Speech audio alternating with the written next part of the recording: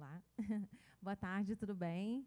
Eu sou Mariana Teixeira, sou especialista de conteúdo aqui da Casa Firjan, sou responsável pelo portfólio para equipes de cursos, workshops e oficinas. Sejam muito bem-vindos à casa. A gente agora vai ter uma palestra gravada, porém, ao final, o João ele vai entrar para responder as perguntas de vocês, tá ok? Então, teremos agora a palestra do João Pedro de Magalhães, a busca científica pela imortalidade, uma jornada fascinante que explora os caminhos científicos pela busca dessa imortalidade. Então, sejam bem-vindos, espero que vocês gostem e, ao final, teremos as perguntas, tá bom? Obrigada, boa tarde.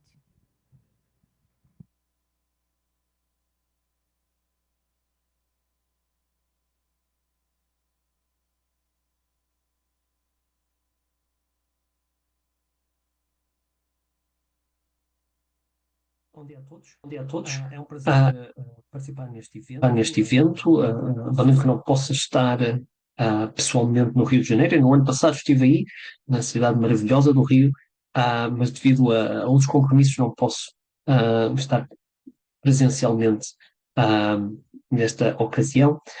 Mas é um prazer falar um pouco sobre os últimos avanços da longevidade e do envelhecimento nesta minha palestra. Eu vou partilhar os meus slides. Apesar de falar português, eu tenho algumas dificuldades em discutir termos científicos e a ciência, por isso a minha palestra e os slides vão ser em inglês, mas qualquer questão pode ser em português também. So I'll tell you a bit about the latest advances and really summarize what's been a very exciting time, I think, in the field of longevity and aging. So let me start with a bit of an historical perspective, which is from the beginning of time that men have sought immortality, or at least eternal youth. Since Qin Shi Huang was a Chinese emperor, he's famous for the construction of the terracotta army. And so he was a very powerful and wealthy man. And he wanted to achieve eternal youth. And the court physicians of the time, they devised these pills for him to take. Unfortunately and ironically for him, these pills contain mostly mercury. And so he died of mercury poisoning. But that is the first documented attempt of achieving immortality. The first scientific attempt was arguably Alexander Bogdanov, who was a Russian scientist from the beginning of last century from St. Petersburg. Was a friend of Lenin, so quite an influential figure. And his approach was about injecting himself with blood from young individuals. And the idea, and he had a scientific basis for it, that this would allow him to become young again. And we actually know now that there is some scientific rationale for it.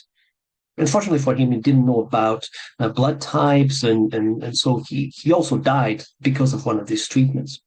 Now, although we've always sought eternal life and everlasting youth, what I hope to persuade you today is that we now have technologies, not for immortality, but that allows us, or may allow us, to retard the human aging process. So, what is aging? Well, I'm sure you can all recognize the process of aging. Everybody knows what aging is.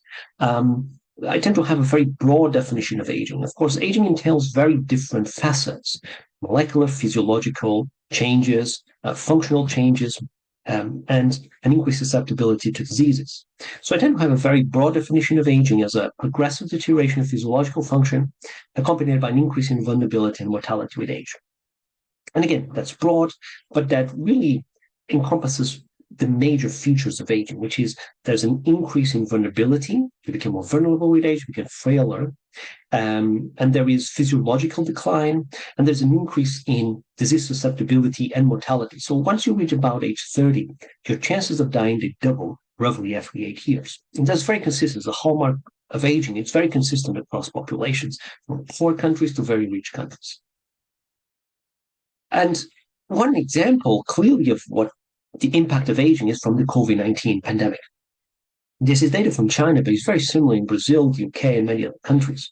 What you see here is mortality from COVID-19, which, as you can see, is quite low until you reach about age 50, and then it starts to increase. It increases exponentially, which is a pattern you see in many other age-related diseases like cancer, type 2 diabetes, neurodegenerative diseases. Something changes in our bodies. In the case of COVID-19, presumably something at the level of the immune system, something changes that makes us more susceptible to these diseases. Now, what is that something? That's unfortunately not something we understand very well yet. We do not know the molecular cellular drivers of aging, although I will mention some ideas along the way. Having said it, there is reason to be optimistic that we can intervene in the process of aging. One reason is from species of animals, of complex animals, like you can see here, that appear not to age at all. So I've always thought this was a very big source of inspiration, just like the Wright brothers took inspiration from birds. They saw birds and say, well, they're heavier than air, they can fly, so why can't we build a machine that allows us to fly as well? Same thing with animals. If you look at animals, there are species, and complex species, like this is a particular type of fish called the rockfish. This is a painted turtle. There's also large tortoises, like the Galapagos tortoise. It's a kind of salamander, actually. It's a cave salamander. It's a blind animal from France, for example. So these are complex animals that appear not to age at all. They don't exhibit physiological decline, at least as far as we can detect. They don't exhibit increased immortality. Again, as far as we can detect, of course, it's hard enough to do 5-year projects. So to do a very long study of these animals is difficult. But in studies spanning decades, these animals have not exhibit any signs of aging. So at the very least, they age much, much slower than human beings.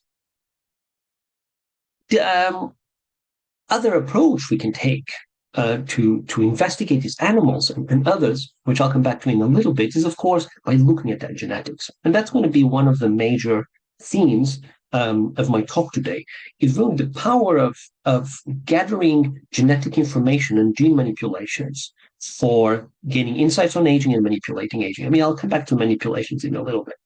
But one of the greatest technological advances in recent years has been at the level of developing sequencing technologies. And this is a photo of me pretending to work with this machine. These are big machines that allows us to sequence DNA for less than $1,000. You can sequence a human genome for less than $1,000 in a very cost-effective way and very rapidly as well. So we can generate this massive amount of data. And this is a log scale, for example, of the advances in the cost of genome in recent years. As you can see, the costs have dropped dramatically, much faster than Moore's law, for example. So what we can do is we can use this DNA sequencing technologies to gain insights and to try to learn from these long-lived species. Let me show you a couple of examples. Now, one animal we're in our lab quite interested in is this fascinating animal called the naked mole.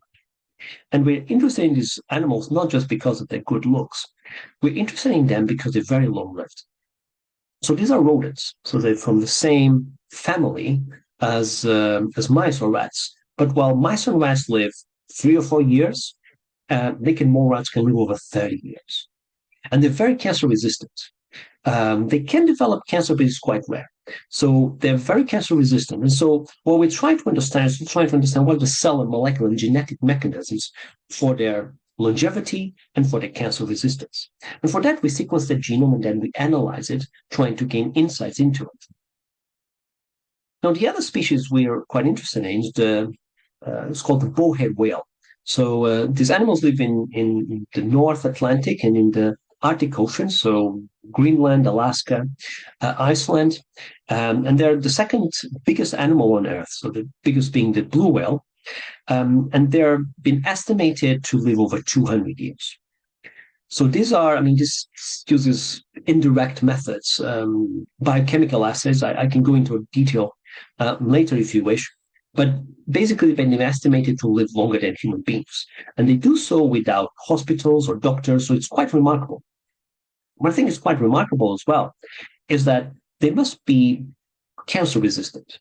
So if you think of cancer as one rogue cell that just proliferates uncontrollably, then these animals that have 1,000 times more cells than human beings should, all things being equal, have a lot more cancer than human beings. But they don't, otherwise they wouldn't live so long. So they must have natural mechanisms to suppress tumors that we don't have. And so we're quite interested in these animals as well. Of course, we cannot study them in the lab, but what we can do is we can sequence their DNA and we can try to gain insights from it. So to give one example, this is a particular protein. I mean, the molecular details are not important, but this is a particular protein involved in DNA damage responses. So it regulates how cells respond when they have damage to their DNA, which is thought to be important in aging and in cancer. And this, in red, what you have is particular residues, particular amino acids in the protein that change. They're different only in the bowhead whale when compared to all other mammals for which we have the DNA sequence. And we think those changes, those very specific and small molecular changes, affect the interaction of this protein with a different protein also involved in DNA damage responses, and it's been associated in cancer in human beings. And so what we think is happening is that there's very specific changes in this protein in the bowhead whale confers or perhaps is associated with its longevity and cancer resistance. So that's one hypothesis from our studies of the genome of the bowhead whale, which we sequenced in our lab. So what it shows is that we can use this new technologies for DNA sequencing to sequence the genomes of long-lived disease-resistant organisms and then try to predict, because of course this is all computational, we predict these functions or these new functions in the bowhead whale that may confer their longevity. So the hypothesis or the idea or the goal is that we can use the information from these long-lived disease-resistant organisms to improve human health and improve human lives. That's the goal, which we know from other examples. There's animals, of course, that we use already for this purpose. But the idea is by analyzing the DNA of these animals, we can then develop drugs, we can develop products, maybe with them we can develop gene therapies or cell therapies based on the information we're learning from these disease-resistant long-lived animals that will help us improve human health and preserve human life. That's the goal. Now, in this context, we know already that we can manipulate aging in animal models to some degree. So this is really one of the most exciting discoveries in the field of aging and longevity in recent years. So let me explain that a little better. So these animals you see here, so this is a roundworm called C. elegans. So these are tiny microscopic animals. They live only a few weeks. And what's been discovered 30 years ago by Tom Johnson and colleagues in Colorado is that you can have single genes that modulate the longevity of these animals. So at the time, they didn't know the function of this gene. They call it age one. But changing this single gene in worms extends lifespan by about 2 or 3 times. And now we know that you can extend the lifespan of these animals by 10 times. So you can tweak a single gene, and the animals, instead of living a few weeks, they can live over 6 months, which is a tenfold increase in lifespan. I mean, if we could apply that to humans, it would mean humans living over 1,000 years. So it is quite remarkable what we're discovering in animal models. Now, you could say, okay, but that's worms, they're quite simple microscopic invertebrates. Well, to some degree, we can do the same thing in mammals, particularly in mice. So in mice, you can manipulate genes as well, and you can significantly extend lifespan of mice. So the current record is about a 50% increase in lifespan. So you change a single gene in mice, and they live 50% longer. So it's not as big as worms, which is expected because, of course, worms are simpler, mice are more complex, but they're also more closely related to humans. And what it means is that if we could apply that to humans, it would mean human living over 150 years. And one important aspect is that these long-lived mice, they're also healthier for longer. So it's not that just living longer in a period of decrepitude, they're living longer with good health, which is what we want. I mean, it's like turning a 70-year-old into the health of a 50-year-old, which is the goal. And at least in animals, we can do that. We can turn a equivalent 70-year-old into a 50-year-old with equivalent years in mice, of course. And we now know, so one of the things my lab maintains, we have a collection of databases of genes modulating longevity that now has over 2,000 genes. So, as I said, in worms, current record is a tenfold increase in lifespan. We know of nearly 900 genes in worms. Even in mice, we know over 100 genes in mice that can be used to modulate longevity. So it is quite remarkable, these advances in the level of the genetics of aging in model systems. We can accelerate aging in mice. So this is an example. These are two mice of the same age. The mouse on the right has a mutation. It has a mutation in DNA damage responses, actually. The way the cells respond to DNA damage. As you can see, it looks older. Its eyesight is getting worse. It's got a particular curvature of the spine, gray hair, and it will have a shorter lifespan. It's not going to live as long. So it has signs of premature aging. And that's one of the reasons some people argue that damage to the DNA is one of the crucial drivers of human aging. So that's one of the major hypotheses. It's not proven yet. We don't know for sure, but that's one of the major hypotheses, is that damage to the genome, damage to the DNA is one of the causes of aging, including human aging. So we can accelerate aging in mice. And we can also retard it again. These are two mice of the same age. What happens in the mice here in the bottom is that there's a particular mutation in this animal modulating growth hormone signaling. Now, growth hormone signaling, as the name implies, makes you grow. Involves a hormone called growth hormone and various receptors and signaling pathways. But basically, if you lower growth hormone signaling, you have this very cute little dwarf animals, I should say, very cute little balls of fur, basically. But they're also very long-lived. Up to 50%, roughly 50% longer lifespans. And they're also very resistant to diseases, in particular cancer. They're very resistant to cancer, which is one of the major causes of mortality in mice.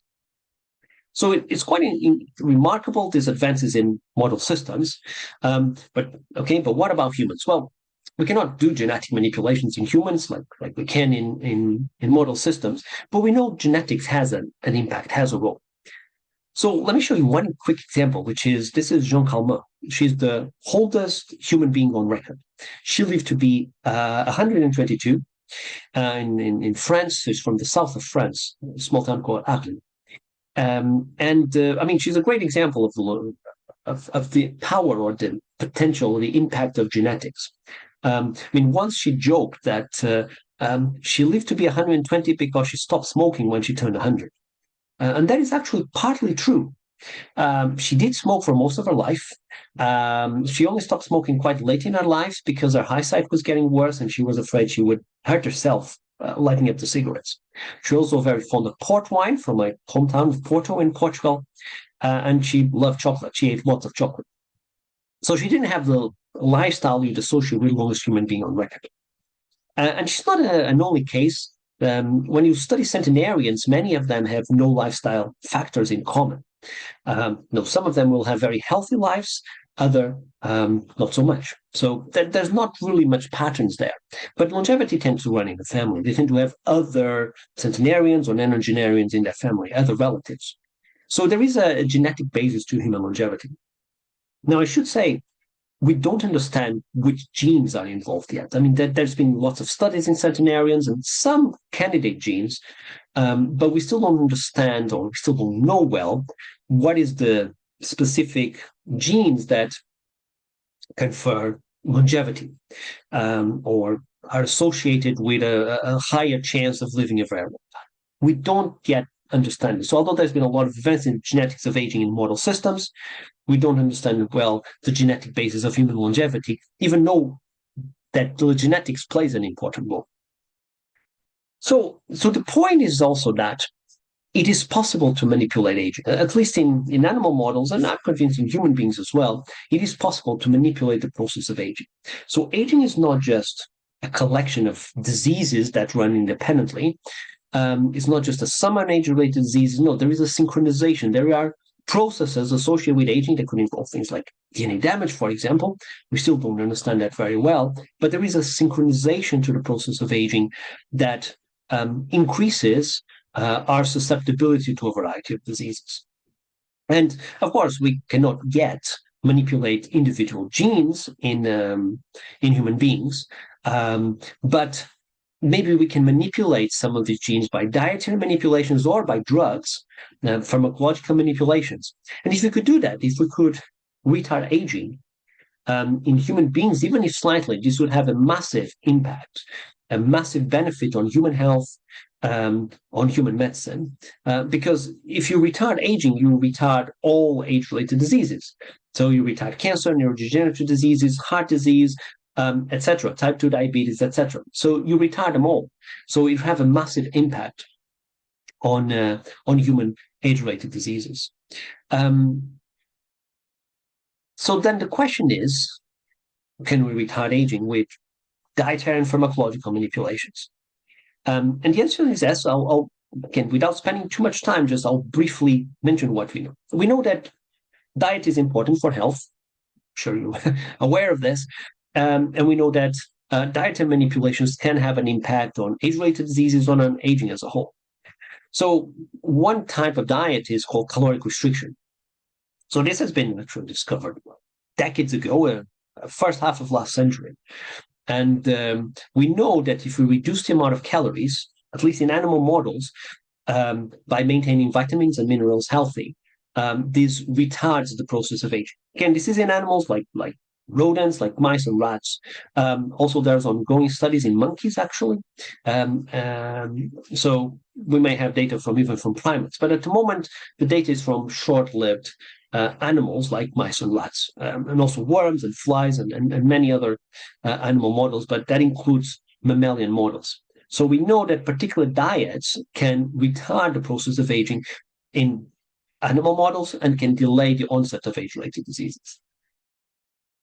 So what about longevity drugs? Well, we also know of quite a few of them now. We know of hundreds of longevity drugs now. So we know of actually over 1,000 drugs nowadays that when fed or, well, applied, not always fed, but administered to model systems like mice, rats, worms, flies, and so on, when administered to animal models, they can significantly extend lifespan. So there's been a lot of advances in this regard. To give one example, this is a particular compound called rapamycin. So rapamycin is an immunosuppressant, and it's also used to treat cancer. But we know that in mice extends lifespan about 10-15%, which is quite impressive, because this is, and can actually be given to mice in middle-aged animals. So one thing I would emphasize is that the effect sizes, the amount of life extension you get from longevity drugs or pharmacological interventions, is not as big as what you see in genetics, which makes sense because changing a gene has a much bigger impact on an organism than a drug, than giving a particular compound. So it makes sense. But what it also shows is that although the impact of these compounds is not as big as genetic manipulations, this is something that can be applied to human beings in a much more straightforward fashion. And there's multiple clinical trials ongoing at the moment for particular age-related diseases. There's planning even to do a clinical trial for aging. So there's a path for translation to human beings of these longevity drugs for retarding human aging with some of these compounds, which may be possible in the foreseeable future.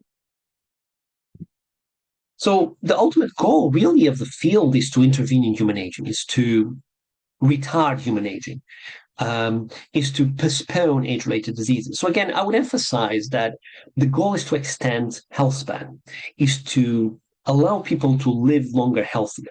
So it's not just live longer, it's to live longer with good health. That's the goal, to take a 70-year-old and turn it into a 50-year-old.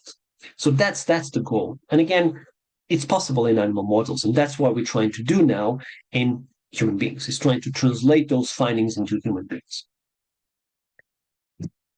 And not surprisingly, perhaps, there's a massive growth in the longevity biotech industry. There's big players like this is Calico, which were on the cover of Time magazine about 10 years ago. So they were funded by Google. They have over $2 billion to develop interventions for aging. There's many other players like Unity, which is funded amongst others by Jeff Bezos. A big player recently is called Altos Labs. They're also funded, again, amongst others, by Jeff Bezos. They have $3 billion to try to develop therapies for aging. So, really, this draws back or starts at the animal models, the findings from animal models and model systems that show that we can manipulate aging, and then with the idea, with this vision that maybe we can do this in human beings. And if we can do it in human beings, it would be, mind-blowing. It would be a huge, huge breakthrough and a huge change in humankind if we could retard the process of human aging. Now, Altos, they actually focus on a slightly different approach, which I will very briefly mention because it is quite interesting in itself. So they focus on cell reprogramming and rejuvenation. So we've known for about 15 years, maybe a little longer, that you can take an adult cell, it's called a somatic cell, and you can turn it into a pluripotent embryonic style cell. So you can use these particular factors. There's 4 genes. There's 4 specific genes that you can activate in an adult cell and essentially turn it into an embryonic cell. They're called Yamanaka factors. Shinya Yamanaka was he's a Japanese researcher who got the Nobel Prize some years back because of this work.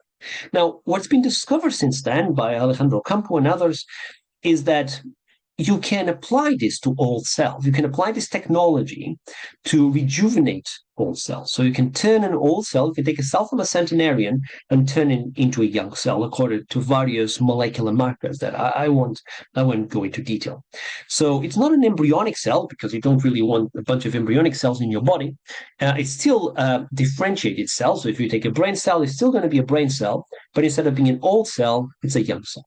And so that's really quite again, revolutionary, and there's a lot of efforts in order to apply this to ultimately to human beings, including from Altos Labs and others.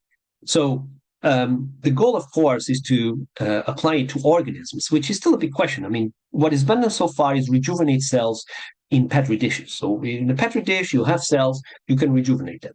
Yes. But whether you can do that even in an animal model is still unclear. So we still need to bridge this gap from in vitro systems to in vivo systems. So there's still a question of what is cellular rejuvenation can rejuvenate organisms and whether it's safe as well, because an immortal cell is a cancer cell. So there is a danger or there's a risk of also triggering cancer in these interventions. So there's a lot of work in trying to make this safer for human potential translation. Full disclosure, I'm a CSO of a company in the US called Youth Bio, and we're developing gene therapies based on these cellular rejuvenation technologies. So that it is something that we're working on, and others like Altos Labs, as I said. So it is a very active and timely and fascinating field of study. Can we apply cell rejuvenations to organisms, to whole organisms? And if we can we apply that safely to human beings? And of course, if you could, rejuvenate an organ, that would be incredible. If you can make an old brain young again, then, well, you don't get Alzheimer's anymore, or a lot of the major concerns and killers of modern society. So if you can turn an organ young again, it would be, again, mind-blowing and revolutionary.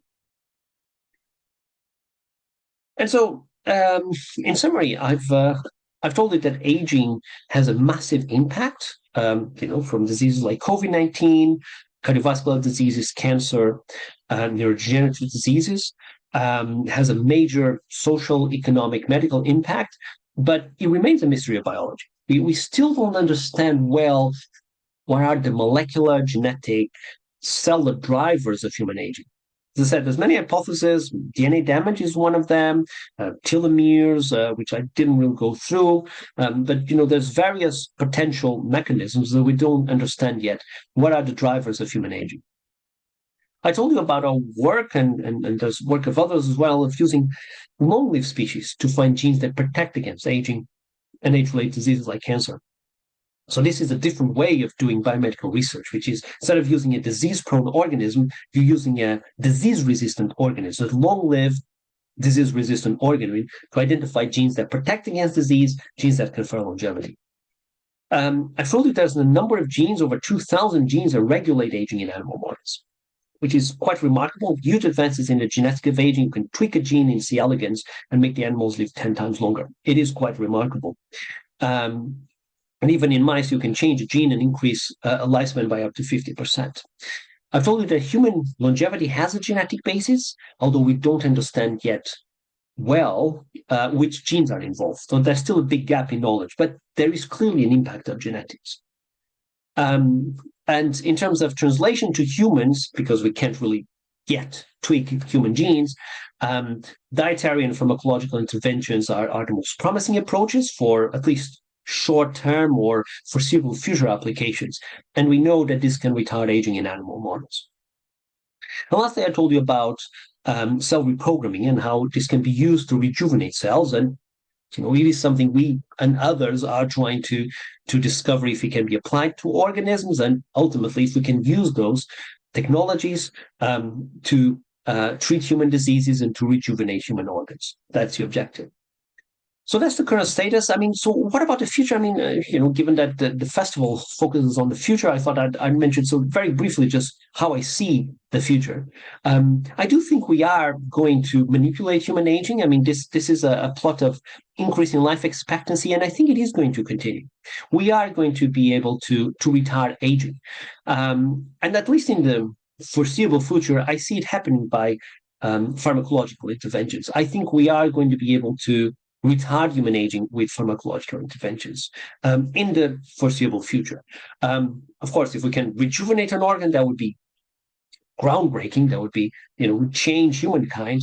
I don't think it will happen anytime soon, but it is possible in the long-term future. But in the near-term future, we have these longevity drugs that I think will retard human aging.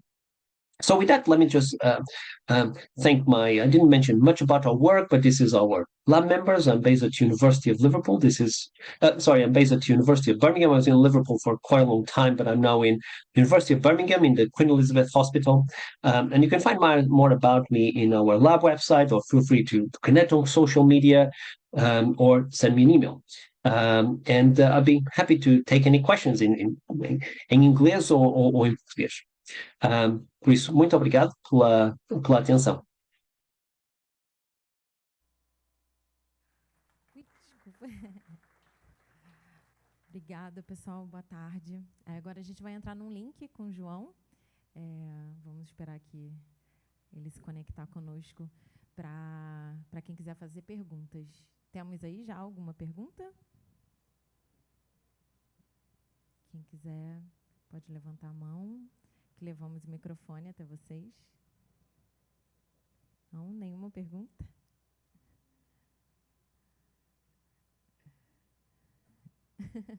Está todo mundo processando ainda se vamos conseguir viver 200 anos?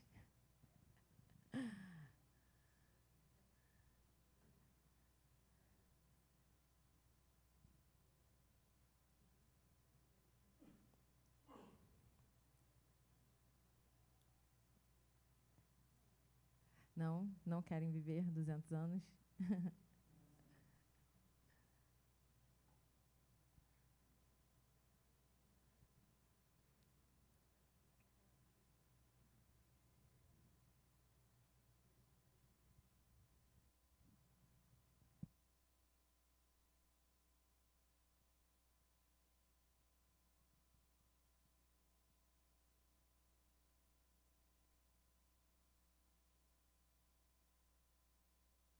João.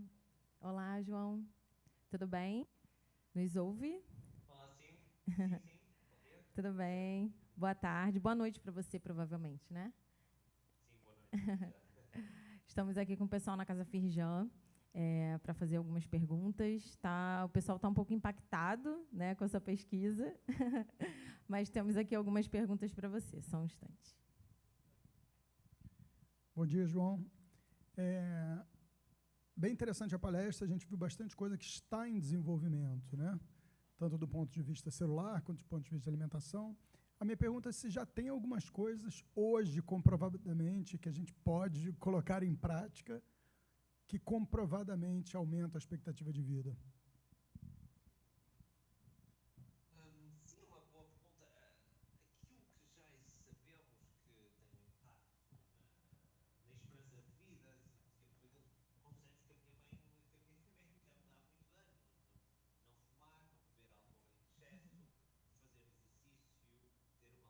beber álcool em excesso, fazer exercício, ter uma alimentação saudável.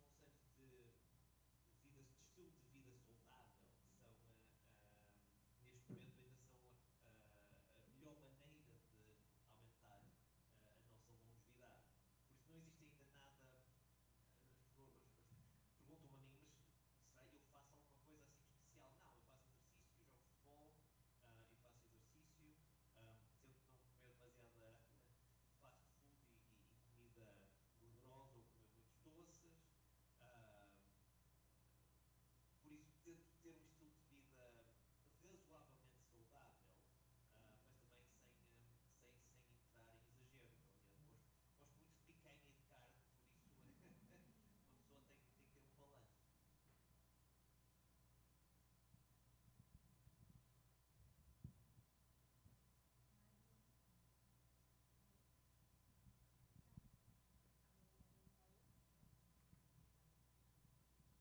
Alô?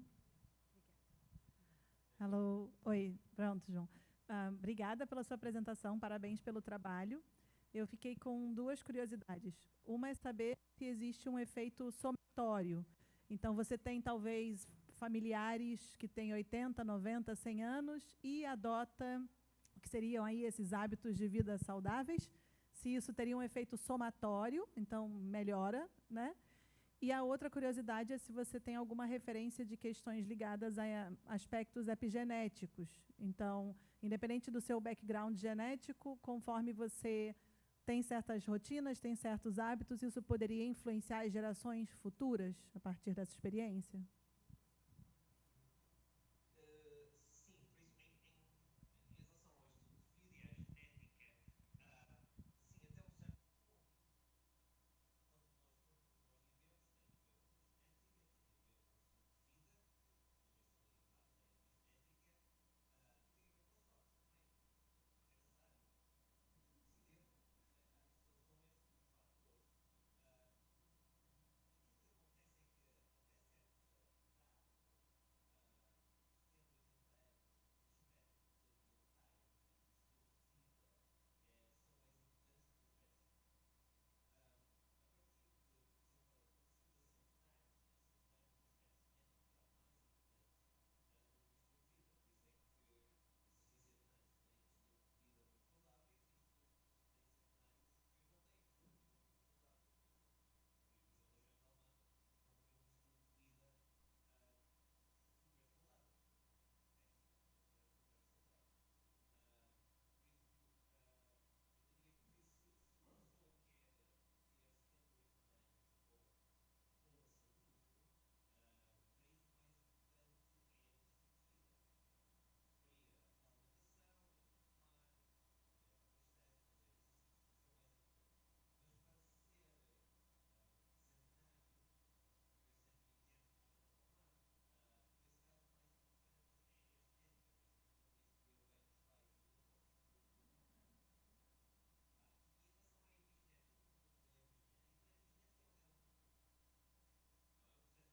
e complexo. Por isso existe um impacto da epigenética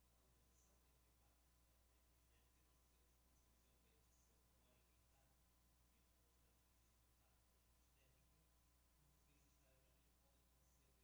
Nós fazemos estudos, por exemplo, em exercício memórica e idade, em que demonstramos que existe um impacto na epigenética. Como referi, existem, às vezes pode acontecer mesmo uma hereditabilidade a nível epigenético também, porque existem alterações na epigenética nas nossas células, durante o nosso tempo de vida.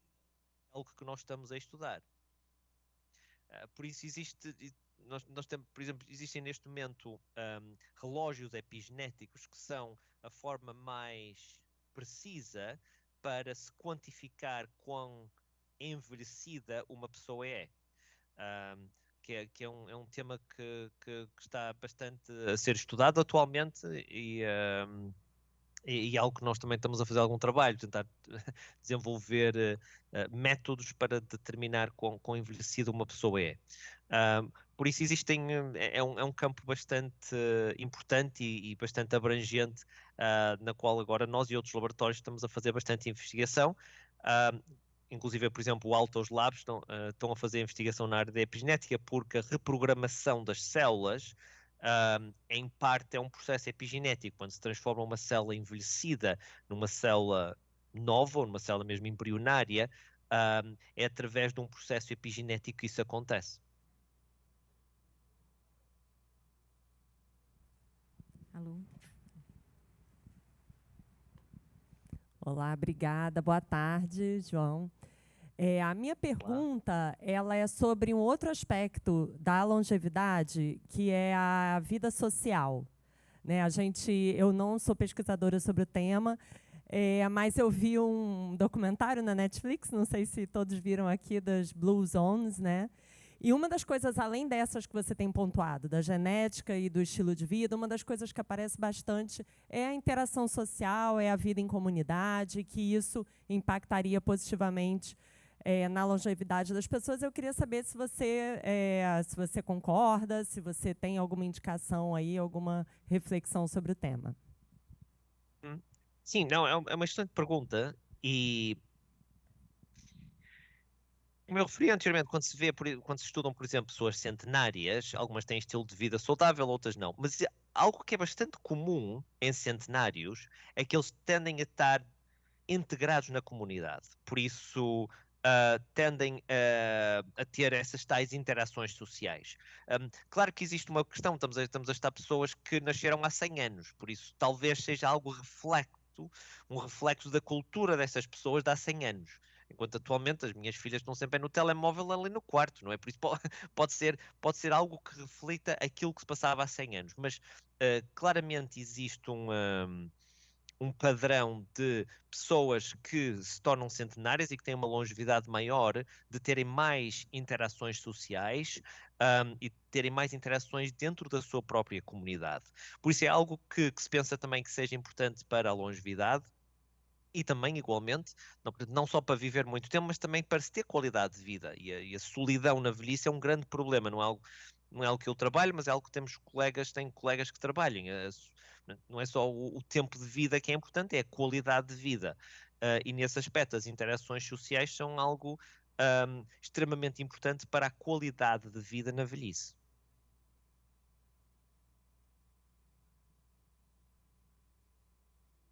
Alô?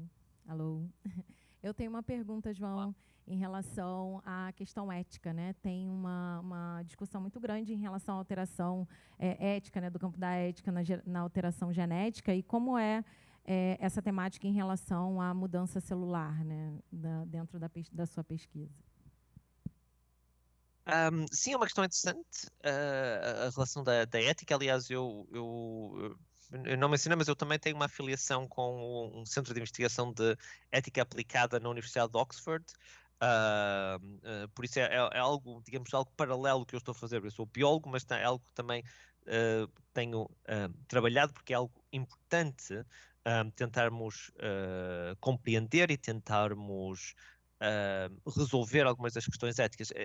Há duas questões. Uma delas é a questão da terapia génica e as modificações genéticas, que é algo que não é só uma questão ética, é uma questão também técnica, porque neste momento ainda não é possível fazer modificações em seres humanos. Existem algumas, mas é muito complicado. Existem algumas limitações técnicas, existem alguns riscos a nível de fazer modificações genéticas. É algo que neste momento em seres humanos só se faz se uma pessoa tem uma doença. Se tem uma doença, aí pode-se tentar corrigir aquele defeito genético para a pessoa ter uma vida mais saudável. O que é eticamente aceito. Agora, a nível de longevidade é uma questão diferente, porque estamos a pegar uma pessoa saudável e estamos a fazer uma modificação genética para a fazer viver mais tempo. Isso já levanta questões éticas, porque não é uma pessoa doente.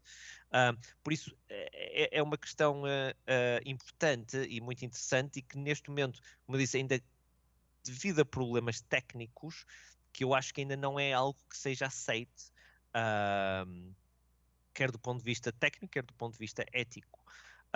Agora, a questão é, se no futuro for tecnicamente possível, por exemplo, se dissermos, ok, é possível nós criarmos uma criança com uma certa modificação genética que lhe permite, por exemplo, e de uma forma segura, ser resistente ao cancro. Vamos supor, pegamos num gene da baleia ou dos ratos de toupeira e conseguimos, de uma forma segura, não vai haver problema nenhum, mas conseguimos criar uma criança que seja resistente ao cancro.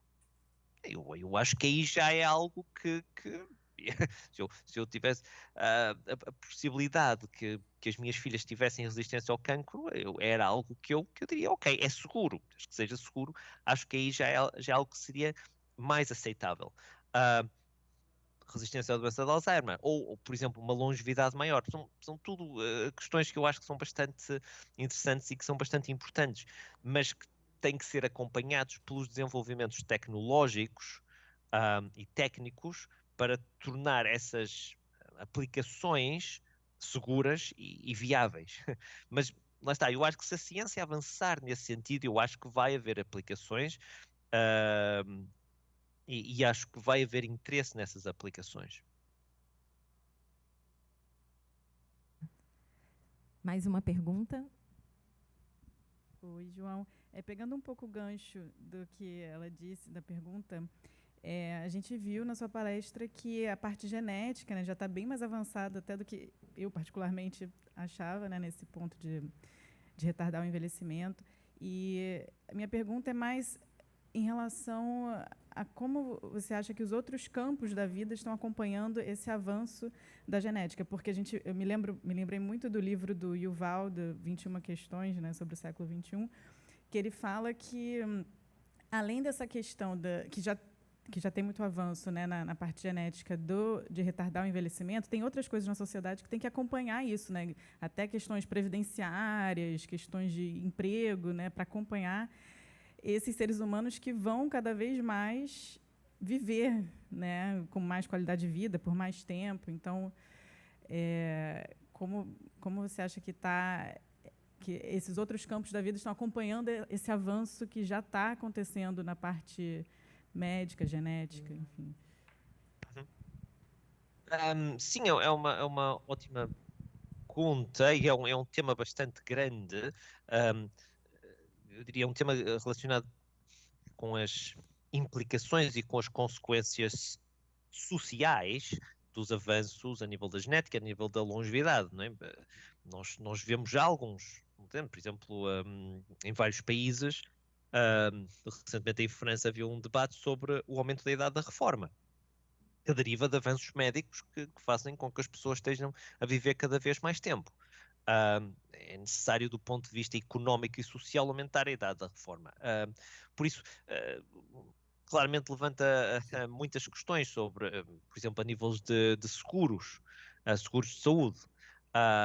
Não é? Se as pessoas estão a viver mais tempo, e se informação genética pode dar informações sobre quanto tempo vão viver, como é que isso funciona a nível de seguros de saúde, a nível de sistema de saúde.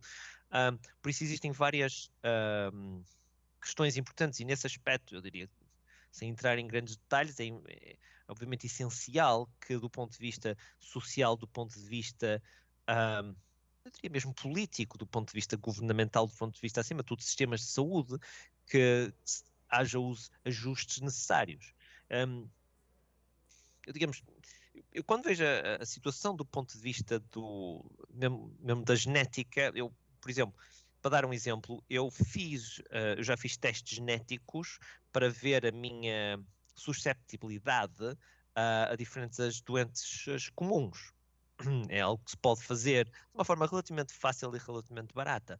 Eu creio que me custou menos de $100 na altura. Uma pessoa consegue ver, tem um certo ponto, obviamente não é perfeito ainda, mas consegue-se ver mais ou menos os riscos associados a várias doenças que cada um tem. Que é uma informação que eu gosto de saber, que eu quis saber, e por isso eu paguei para ter acesso a essa informação. Mas lá está, nem toda a gente quer ter essa informação, e tudo bem. Mas é algo que pode ajudar a estabelecer certos estilos de vida e mesmo certas medidas preventivas no futuro para quem tenha susceptibilidade para certas doenças. Igualmente a nível do sistema de saúde, por exemplo, de longevidade, se estamos a viver mais tempo, tem que haver esses ajustes necessários que vão depender de indivíduo para indivíduo e sou grande adepto da liberdade individual, cada um é livre de fazer aquilo que quer desde que não afete os outros. Por isso, vai depender da liberdade individual de cada um, mas tem que haver, lá está, esses ajustes dependendo das preferências de cada um e dependendo dos avanços tecnológicos a nível da genética ou da longevidade que vão acontecendo. Por isso é assim, é um tema, sim, para não entrar em muitos detalhes, mas é assim um tema bastante grande e importante, que é muito importante, e que eu estou convencido que ao haver avanços a nível da genética e a nível da longevidade, vai ser cada vez mais necessário para ver esses ajustes nos sistemas de saúde, a nível governamental, a nível de sistemas sociais. Está ótimo. Mais alguma pergunta? Não? Obrigada, João. Agradecemos a sua presença. Obrigada pela sua palestra. Obrigada por estar aqui no Festival Futuros Possíveis. Uma boa noite para você e até a próxima. Convidamos você aqui para o próximo festival. Obrigada, pessoal. Boa tarde.